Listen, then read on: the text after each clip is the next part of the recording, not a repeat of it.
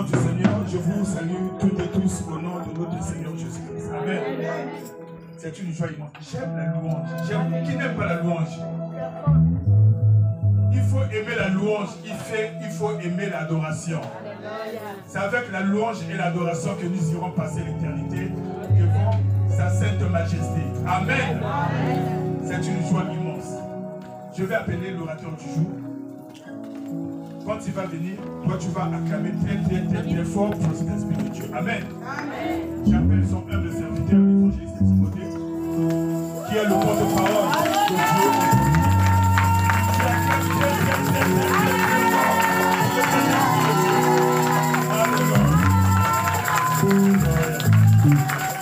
Amen, amen, amen.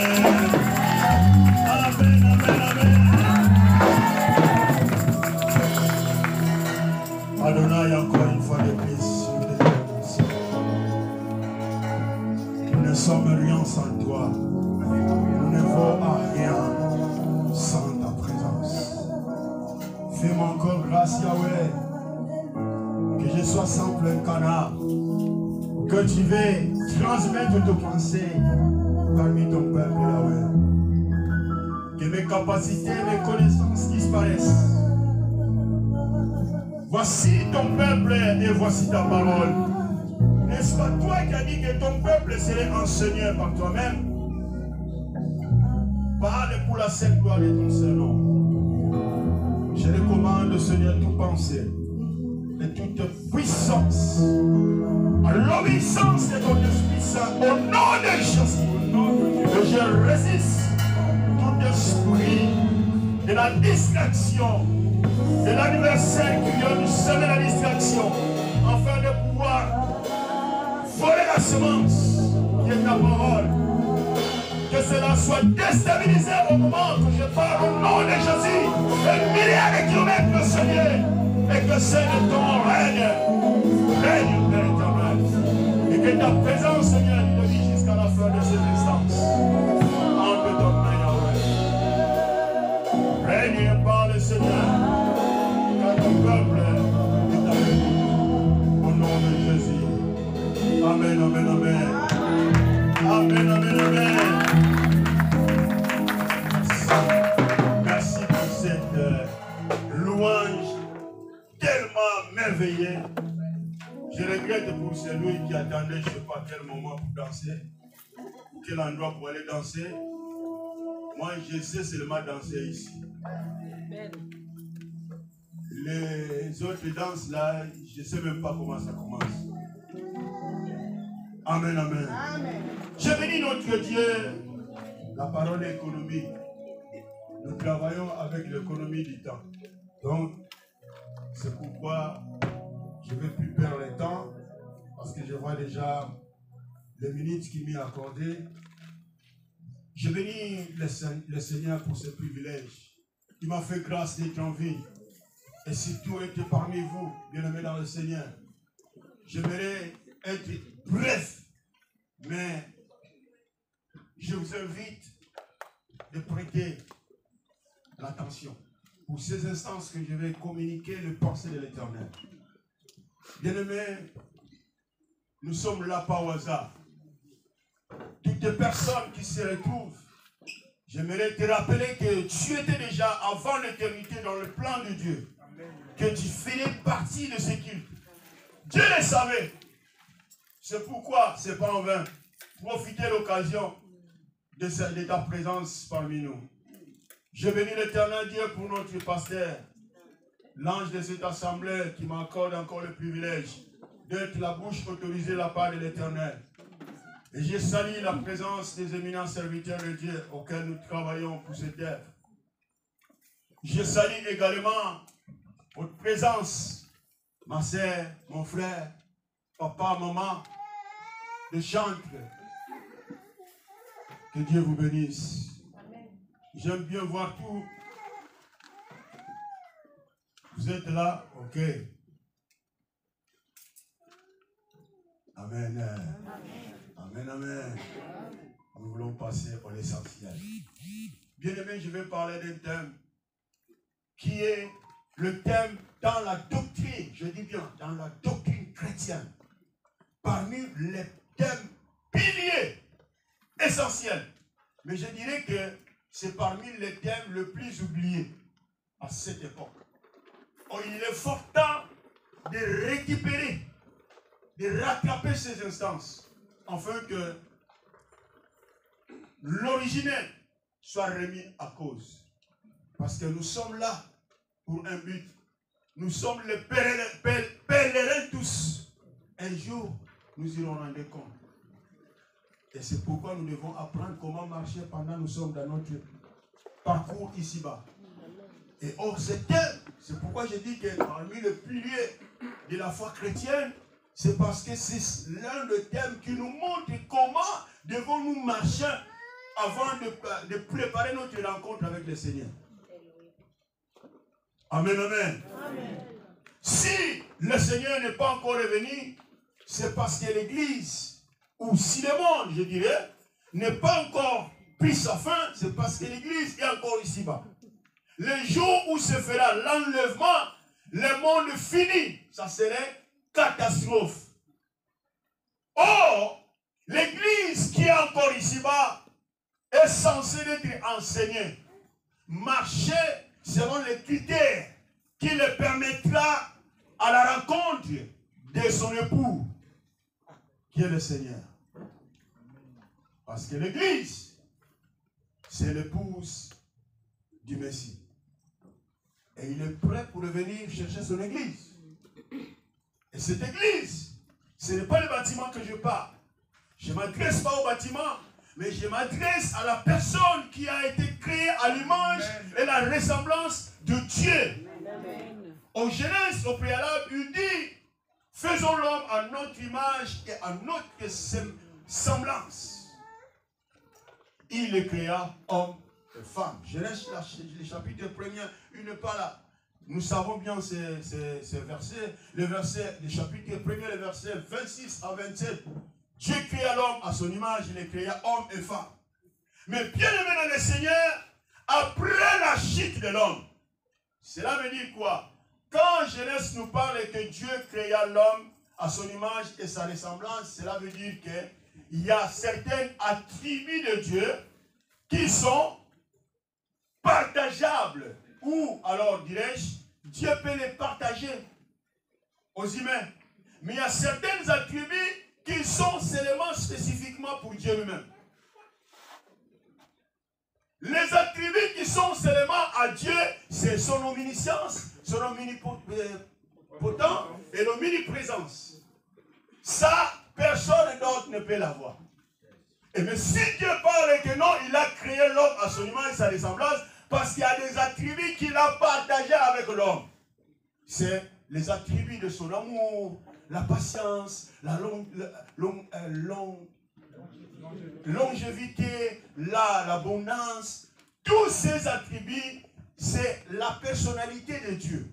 Mais Dieu a jugé bon de partager avec l'homme. C'est par là que Genèse nous parle que Dieu a créé l'homme à son image, mais à sa ressemblance. Mais il y a une particularité que je répète et je retiens bien. C'est réservé par Dieu, c'est l'omniscience. Aucun humain est omniscient et aucun humain et aucun autre être est puissant ni omniprésent. C'est Dieu.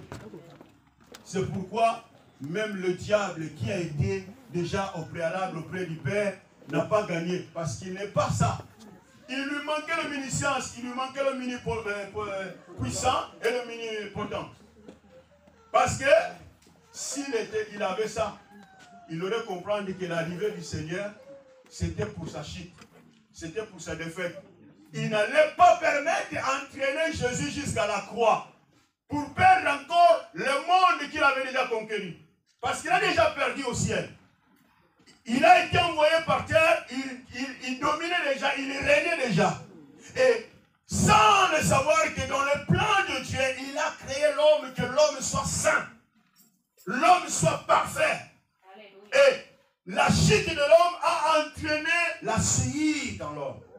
Donc l'homme est devenu être impie, souillé. Il a perdu l'image auquel Dieu l'avait créé. Donc, le péché a contaminé l'homme. Mais comme dans son plan merveilleux, Dieu avait déjà créé l'homme qui soit un être saint.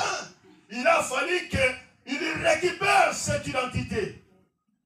Parce que Dieu ne perd rien. C'est pourquoi Jésus a dit, à tout ce que tu m'as donné, je n'ai perdu aucun. Aucun. Et il appelle tout le monde, venez à moi. C'est un Dieu sauveur de tout. Il n'est pas un Dieu zèle d'un peuple ou d'une nation, d'une couleur. Non, tout le monde, venez à moi, vous tous qui êtes fatigués, chargés. Je vous donnerai du repos. Tous, sans exception. Il n'exclut personne. Il dit, venez tous tels que vous êtes. Venez à moi, avec vos fardeaux. Et je me suis surpris. Quand les chants ont pris, je ne sais pas quelle chanson, je voyais seulement les gens toucher les dos. J'ai regardé en Saint-Christ comment, papa. As-tu déjà écouté ces chansons? Moi, je comprends rien ce qu'ils disent. Et moi, j'ai l'habitude, quand vous chantez là, si vous chantez une chanson que je ne comprends pas, je ne pars pas dans le mouvement de danse. Et je ne sais pas, ça c'est mon défaut. Donc, pour danser, il faut que je comprenne vraiment ce que vous dites. Le message qui est transmis, et c'est là, parce qu'on en a déjà vu beaucoup, on en a vécu beaucoup. On vous amène dans une ambiance or qu'ils ont déjà tourné la page. Croyant que vous louez Dieu, or que vous êtes déjà dans une chanson de Fali Poupa, je ne sais pas qui là. Vous, avec cette ambiance-là, seulement danse, or que vous honorez un autre Dieu. Donc moi, j'ai appris par là, je suis toujours prudent, réserve. Même si j'étais déjà choquant, il change la chanson que je ne connais pas, je freine un peu là. Contrôler le mouvement. Est-ce que c'est bien ou ça ne va pas? Si ça ne va pas, j'arrête. Si je comprends, or qui dit que non, donne tes fardeaux, ah j'ai mal au dos. Mais tout le monde avait mal au dos, peut-être toi tu avais mal aux dents. Mais toucher sur les dents, tout le monde a mal au dos. Et celui qui a mal au bras. Il faut commencer à changer. J'ai mal au dos, toi si il dit mal au dos, toi tu dis mal à la tête. Mal au ventre. Évangéliste, Jésus, mets-moi au dos. Ah, mets-moi au dos. Oui. Ah, j'écoutais que Jésus, j'ai mal au dos. Alléluia. Amen. Oh là là là. Donc vous disiez que Jésus vous amène au dos. Amen. Ah, non mais, le compositeur a failli par là. Vous voyez, comment Jésus va te mener au dos? C'est nous qui portons le Seigneur. Il est écrit que notre corps est le temple du Saint-Esprit. Cela veut dire que la présence de Jésus est en nous. Donc, il faut que l'homme se dispose maintenant à porter Jésus. Et vous allez me demander comment pourrons-nous apporter Jésus? Quand nous disons, Seigneur, je t'accepte, viens dans mon cœur, sois mon Seigneur et Sauveur. Nous faisons quoi? Nous invitons, non? Que le Seigneur vienne vivre en moi. Donc, les choses que nous faisons sont des choses spirituelles que l'œil humain ne peut pas voir. Mais ce sont des choses qui sont tellement puissantes, plus que le mot, l'expression puissante. Il n'y a pas de qualification comment définir la puissance de la parole de Dieu. Alléluia. Je ferme la parenthèse. Nous avons un thème, la doctrine dont je vais parler, c'est la doctrine de la sanctification. Mais avant d'évoluer, j'aimerais d'abord partager cette définition que j'ai trouvée dans l'une des dictionnaires. Vous qui maîtrisez bien, c'est le dictionnaire Robert. Donc il nous dit quoi? Il dit la sanctification, c'est ensemble de notions qu'on affirme être vraies et par lesquelles on prétend fournir une interprétation des faits, orienter ou diriger l'action. La partie B, il dit ensemble de travaux juridiques destinés à exposer ou à interpeller de la droit opposé à législation et à jurisprudence. Donc, selon la définition que j'ai trouvée, et on peut les trouver dans Wikipédia, on peut les trouver aussi dans le dictionnaire Larousse, qui est très bien aussi pour les définitions. Nous pourrons savoir cette expression sanctification. Mais par là, nous devons vérifier dans les Écritures. Qu'est-ce que la Bible réellement nous dit par rapport à la sanctification. Alléluia. C'est par là que je disais qu'au préalable, l'homme était en état parfait. Et après la chute de l'homme, cela veut dire que l'homme a perdu la nature auquel Dieu l'avait créé au préalable, au tout début, au commencement. Il y avait un rapport, une connexion directe entre le ciel et la terre, entre Dieu et l'homme. Mais cette connexion a été coupée. C'est comme un téléphone qui perd le réseau. Même si tu l'as acheté à 5 000 €, sans la connexion, ça ne te vaudra à rien. Moi, j'ai vécu cela, mon bien-aimé, seulement ici en Espagne, à Madrid, avec mon flux. J'arrive après Bordeaux, on traverse la frontière, je vois, pour parler, ça commence à cracher. J'ai fait ça, rien, j'ai fait ça. Bien-aimé.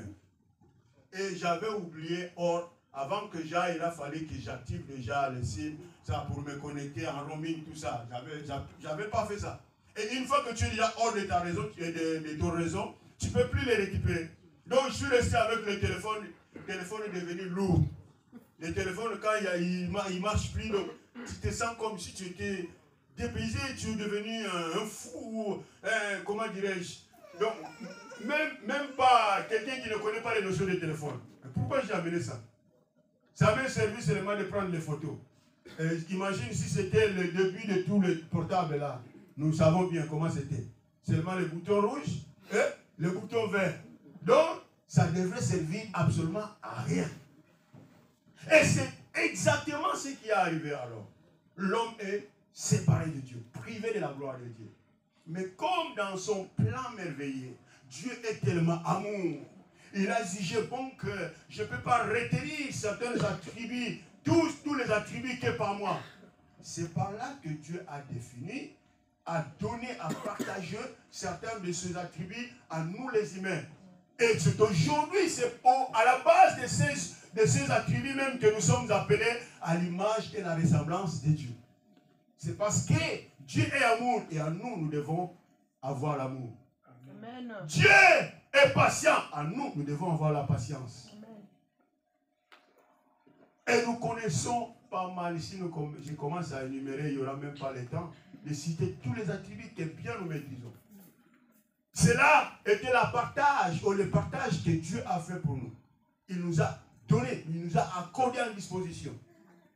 Mais ce qui est réservé, les trois, c'est pour lui. Comme j'ai déjà dit. Alors nous allons lire qu'est-ce que la Bible parle à propos de la sanctification. Pourquoi devions-nous chercher la sanctification? Et la Bible nous parle chercher la paix avec tous. Quelqu'un qui parle de la sanctification, c'est quelqu'un qui cherche la paix avec son prochain. Amen. Mais au jour d'aujourd'hui, si nous sillonnons dans nos églises, nous verrons que les mêmes membres de même père, ils appellent le même pasteur, nous sommes pasteur, tout le monde père, c'est notre pasteur, mais dans l'église, vous voyez que telle sœur et tel frère, ils ne se parlent pas. Ils ne s'entendent pas. Mais comment parleras-tu, ce genre de personnes, de la sanctification, si tu ne cherches même pas la paix avec ton prochain? C'est parce que telle personne m'a parlé. Ah, il a fait le commérage à propos de mon nom. Je l'aime pas. Je ne l'aime pas. Il ne peut pas passer dans mon couloir. C'est jusqu'à l'éternité. Quelle éternité? Jusqu'à l'enfer. Mais jamais à l'éternité où il y a le Dieu, le Père. Mais son destination, c'est en enfer. C'est là où il y a l'inimitié, c'est en enfer. Au ciel, au paradis, il n'y a que l'amitié, il n'y a que l'amour qui règne. L'amour supporte tout, l'amour pardonne, l'amour fait... Donc, nous voyons, je ne vais pas parler de l'amour, mais nous savons bien, on va lire à la maison Ephésiens 13, nous parle bien de ça. De l'amour. Décortiquez là, vous allez voir les caractères, qu'est-ce que l'amour demande. Si nous voulons parler d'amour, qu'est-ce que nous devons imposer dans les actes? Mais aujourd'hui, beaucoup des enfants de Dieu, y compris des serviteurs de Dieu, nous avions perdu la patience. Une petite chose, ça bête, tu dis, c'est fini pour telle personne. C'est fini pour telle personne, mais nous avons le privilège de tenir le micro et parler de la part d'un Dieu qui est patient. C'est là où il y a des dangers. recherchons la paix et la sanctification, sans laquelle personne ne verra l'Éternel. Ce n'est pas écrit là, ce verset. Mais j'aime mes évangélistes, ils peuvent vous les localiser, vous les mettre.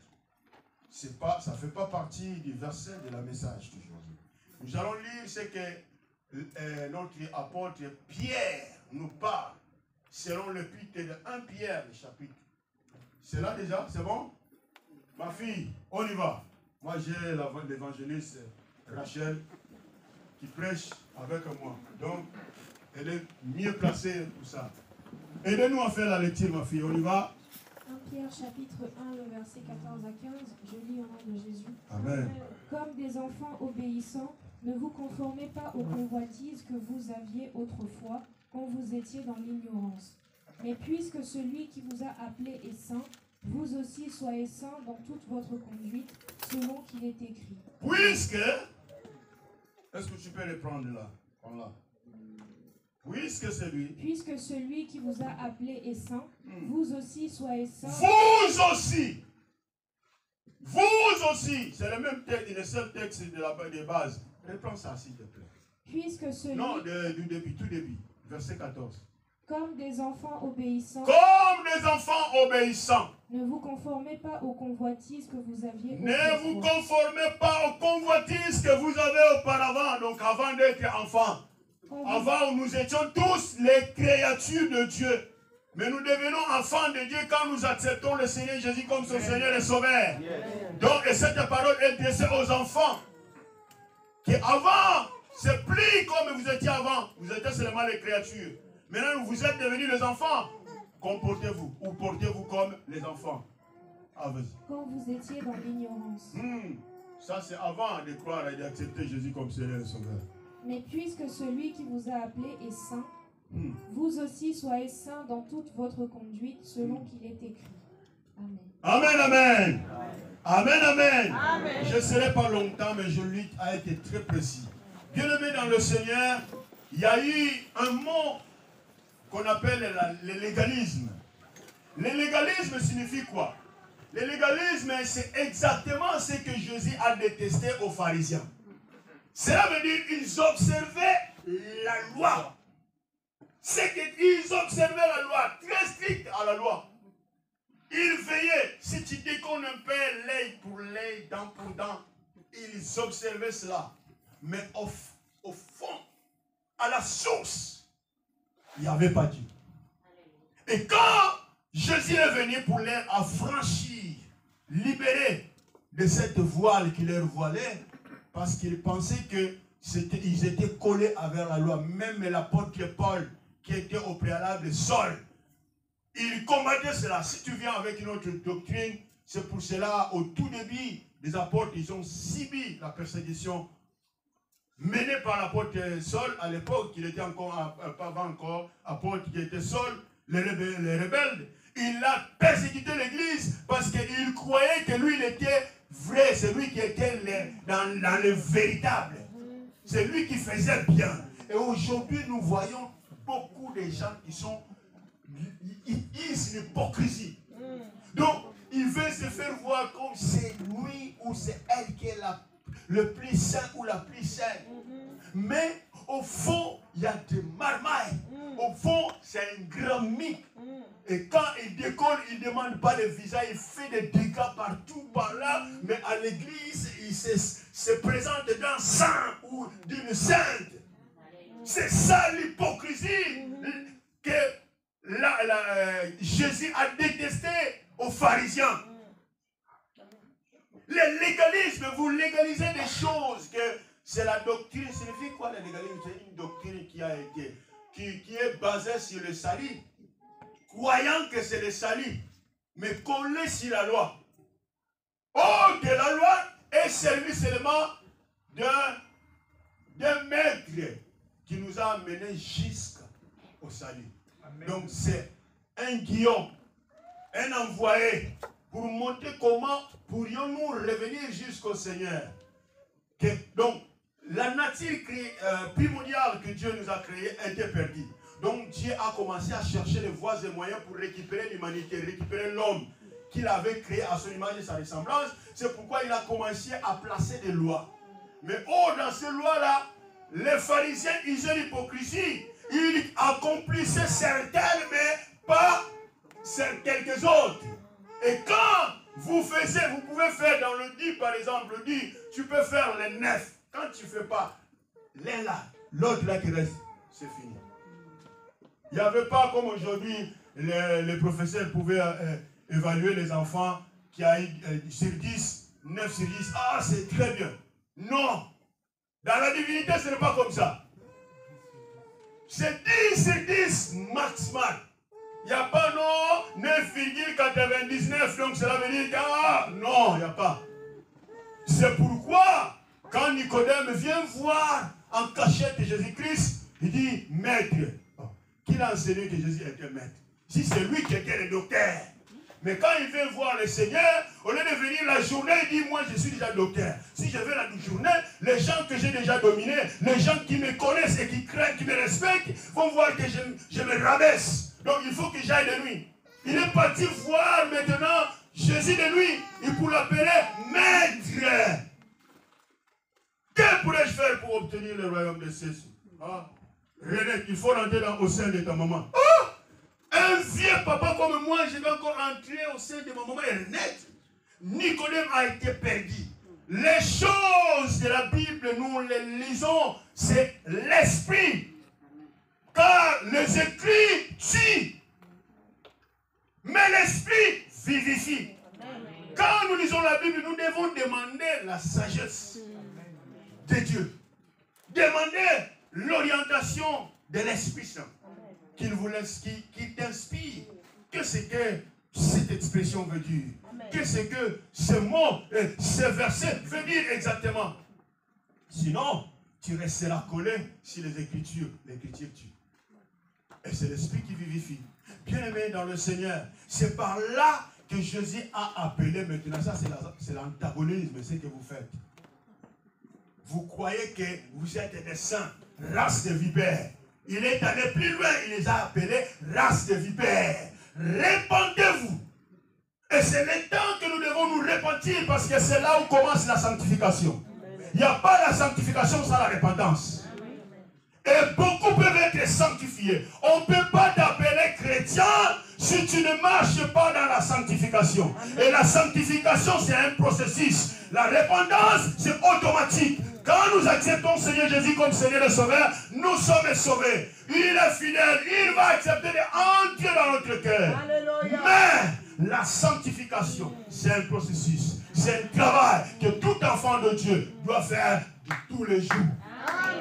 Observez ton caractère, observez ta façon de vivre, ta manière de vivre. Marchez selon ce qui est écrit. Amen. Cherchez la sanctification parce que c'est un processus. Comme c'est un processus, il a des étapes. Tout processus a des étapes. Donc là, la première étape a été passée. C'est dans la définition, il nous parle de la justice. Jésus nous a justifiés en donnant son sang sur la croix. Mais alors, deuxième phase, c'est ce que nous traversons. C'est l'étape de la sanctification. C'est ce que nous venons de lire. Ne plus comme nous étions avant. Maintenant, marchons comme les enfants de la lumière. Cherchant la sanctification. Donc nous sommes maintenant au temps présent. C'est le temps de la sanctification. Parce qu'après ce temps, le dernier temps ou la dernière phase de de processus de salut, parce que la sanctification, comme je disais au tout début à mon introduction, c'est l'une des thèmes, le pilier sur le processus du salut. Donc, la sanctification, c'est le processus qui nous conserve pendant que nous sommes justifiés. Comment? Ayant accepté le Seigneur Jésus comme Seigneur et Sauveur, nous sommes justifiés. Parce qu'il a payé son sang sur la croix. Mais alors, ce qui est difficile, c'est maintenir la vie spirituelle que tu t'as engagée lors de ta conversion. Amen. C'est là où il y a le problème. Beaucoup en ont commencé, mais la Bible dit, vaut mieux la fin d'une chose que son commencement. Le long des chemins peut y avoir beaucoup de circonstances. Mais ce qui doit nous intéresser, c'est demeurer. Parce que jusqu'au bout, c'est là où nous serons couronnés. Alléluia. Quelqu'un aime la couronne. Est-ce qu'il y a quelqu'un qui aime la couronne? Mais si nous aimons la couronne, espérons marcher dans la sanctification. Parce que sans la sanctification, personne ne verra l'Éternel. L'Éternel, notre Dieu, est 3 fois saint. Quand la Bible nous parle que Dieu est 3 fois saint, parce qu'il est 3 et il est saint. Dans le Fils, il est saint. Dans son esprit, il est saint. Dans la divinité. La trinité de Dieu, c'est ce qui fait que Dieu soit 3 fois saint. Donc il est la sainteté par excellence. En lui, il n'y a que la sainteté. Il n'y a pas d'impureté. Il n'y a pas la suie. Il ne tolère pas. Il n'y a pas. C'est pourquoi l'apôtre Paul va dire quel rapport y a-t-il entre la lumière et les ténèbres. Il ne cohabite pas. Il n'y a pas aucun rapport. Il n'y a pas. Et s'il y a l'antagonisme, il y a aussi ce qu'on appelle l'antinonisme. L'antinonisme, c'est quoi? C'est quelque chose qui est destiné à être une doctrine, mais qui ne considère pas les salis comme quelque chose qui dépend de la loi. C'est ça qu'on appelle l'antinonisme. Bon, les salis ne dépend pas de la loi. C'est ça, ne dépend pas de la loi. Mais il y a quelque chose que les salis doivent dépendre. Donc les salis dépendent du don de Dieu pour l'humanité. Il n'y a pas le rapport entre l'œuvre. C'est pourquoi Éphésiens, le chapitre 2, le verset 8 va nous parler. C'est par la grâce que vous êtes sauvés au moyen de la foi, mais pas par les œuvres, afin que personne ne se glorifie. Oh non, moi je suis évangéliste. C'est à cause d'être évangéliste que je suis sauvé. Nul. Zéro. C'est pourquoi Jésus va dire, selon l'évangile de Matthieu, le chapitre 7, le verset 21, ce n'est pas tous qui me disent, Seigneur, Seigneur, hériteront le royaume du ciel, mais plutôt ceux qui font la volonté de mon Père qui est dans le ciel. Ce n'est pas le titre. Aujourd'hui, on a un problème sérieux. Dans la théologie, il y a certains qui se focalisent que le ministère, comment vous appelez ça, les femmes? Comment vous appelez ça? Il y a une expression que vous utilisez plus. L'expression du ministère de la femme, quoi là? Hein? Féminisme, quoi là? Comment vous appelez ça? Féminisme. Féminisme, hein? Féministe.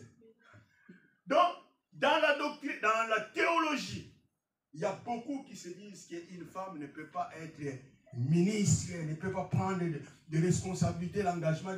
C'est parce qu'ils sont collés seulement dans le titre. Quand nous voyons le titre, or, les 5 ministères que la Bible nous parle, c'est déjà dans le Nouveau Testament. L'Ancien Testament était là, il y avait quand même des serviteurs, il y avait des servantes. Ce qui est important, ce n'est pas le sexe devant Dieu. Nous n'irons pas parce que là même déjà, il n'y aura pas de mariage. Profitez bien, hein, Papa Alex. Là, il n'y aura pas de mariage. Tu t'es marié ici, mais là, il n'y aura pas. Si tu ne marches pas bien, Maman Karen va au ciel, toi tu vas en enfer. Si Maman Karen, tu ne marches pas bien, Papa Alex va au ciel, elle va en enfer. Moi qui vous parle, si je ne marche pas bien, Maman Linda serait enlevée, moi je reste. Je cherche lui, elle n'est pas là. Mais je dis toujours un jour, moi je vais la tenir dans la main. On s'est marié, on va jusqu'au ciel. C'est pourquoi nous devons le faire, partager cette atmosphère depuis nos maisons, depuis nos foyers. C'est pourquoi la Bible, ce n'est pas en vain que la Bible a répondu, Paul a répondu au chef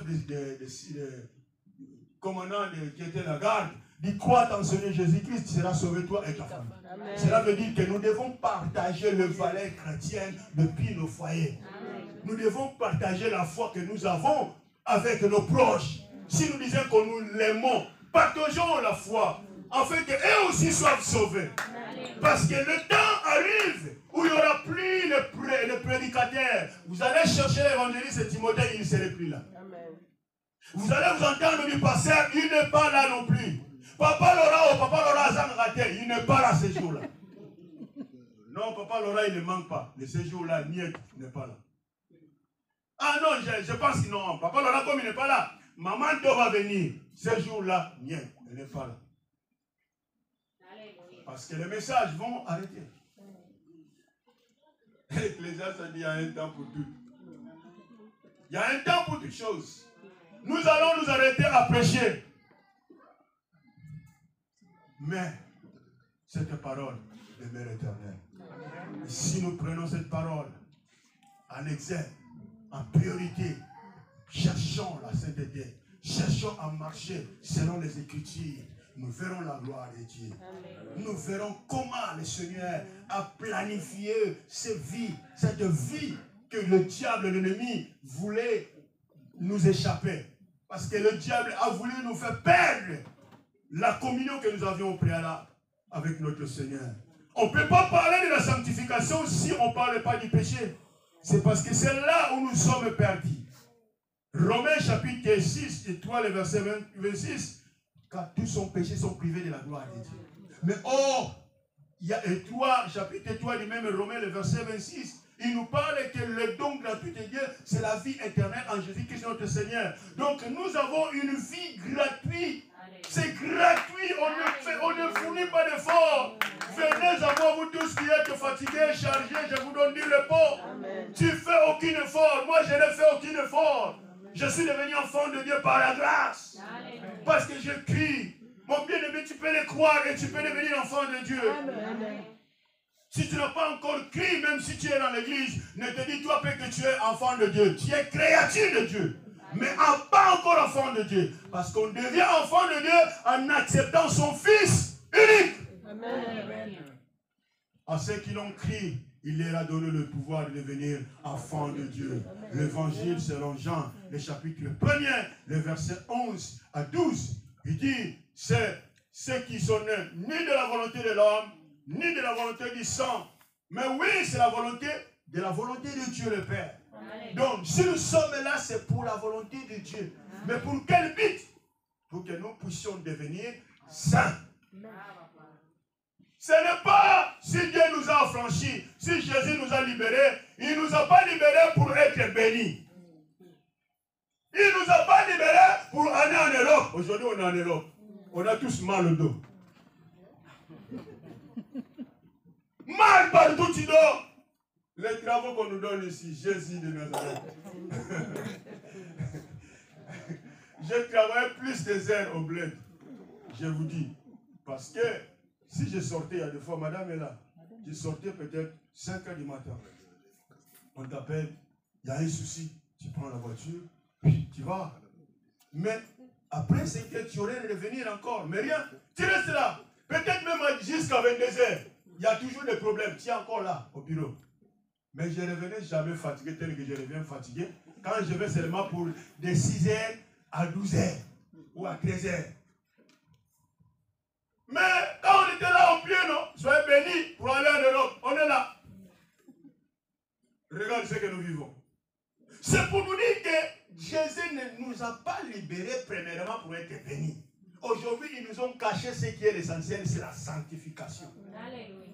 Ils nous disent qu'il y a des bénédictions. Ils nous disent que soyez fréquents. Oui, les enfants, tu les as. Mais tu es obligé de se lever tôt pour aller travailler, pour les nourrir.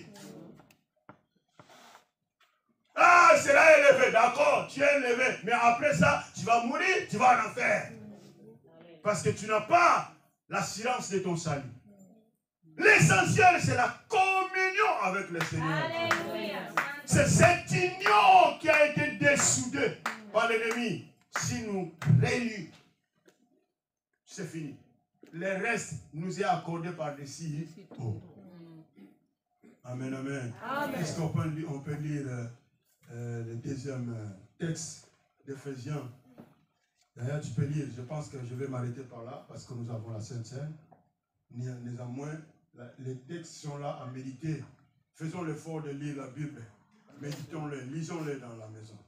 Éphésiens chapitre 1er, verset 3.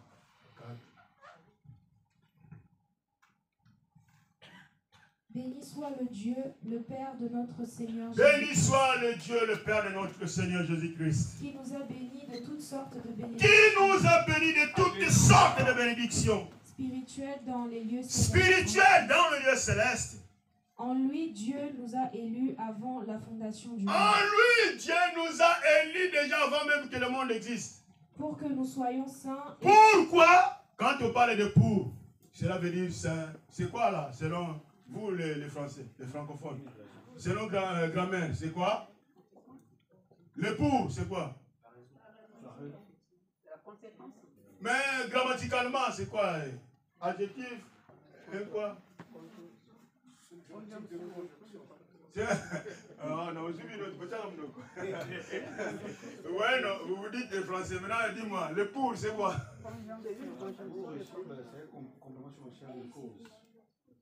C'est quoi? C'est un adjectif? Un adjectif de cause.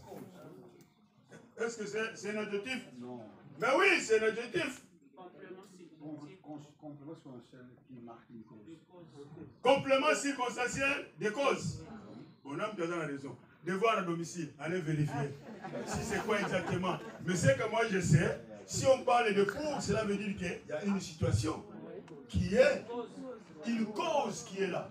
Pourquoi? Pour quel but? Si le Seigneur a tout fait là, pour quel but? Vas-y, pour pour que nous soyons saints. Pour que nous soyons, est-ce que pour que nous soyons bénis? Non. Est-ce que pour que nous venons en Europe? Non. Est-ce que pour que nous ayons de l'argent? Non. Est-ce que pour que nous soyons mariés? Non. C'est pas moi qui dis. Hein. Reprends ma fille. Pour que nous soyons saints. Pour que nous soyons saints. Alléluia. Et irrépréhensibles. Et irrépréhensibles. Donc il ne peut pas y avoir la faille.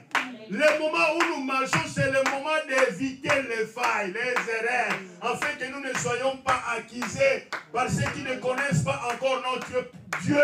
Parce que nous devenons, nous les chrétiens, nous sommes devenus les barrières pour certaines qui ne connaissent pas encore Dieu à cause de nos comportements, à cause de nos façons de vivre. Notre manière de vivre ne correspond pas à l'identité chrétienne.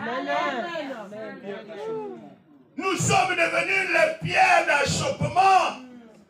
Quelqu'un veut venir au Seigneur, mais quand il va voir eux, et qui vont tous les jours à l'église, ils sont pires que moi. L'église qui prie là-bas, qui sert vers là. Si elles qui vont à l'église, regarde comment ils sont. Moi, c'est que papa qui m'a dit, tu vois là, il prie dans son église. Je n'ai jamais là. Lui déjà, mais c'est un aventurier, c'est menteur. Beaucoup de gens qui ont des diplômes, des mensonges, même déjà des bacs plus, je ne sais pas, 14. Quand ils commencent à te mentir, toi tu dois croire que tout il dit c'est vrai. On te dit, c'est dit bla. Les mensonges est devenu un bonjour dans les bouches des enfants de Dieu. Nous sommes les enfants de Dieu ou nous sommes les enfants du diable? Parce que le père du mensonge c'est le diable. Ce n'est pas notre Dieu qui est dans le ciel. Parlons la vérité, disons la vérité, même si elle est dure, disons-les. Parce que vous connaîtrez la vérité vous affranchira. Et si le Fils vous affranchit, vous êtes réellement